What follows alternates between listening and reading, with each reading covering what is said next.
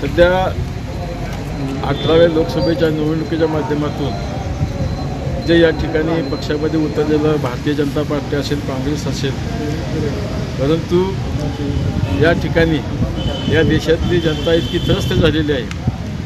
गेल्या 10 वर्षामध्ये मोदी सरकारच्या किंवा पंतप्रधान मोदी यांच्या नेतृत्वाखाली जे सरकार होतं त्या सरकारमध्ये सर्वसामान्य माणूससुद्धा या ठिकाणी सुखी आणि समाधानी नाही।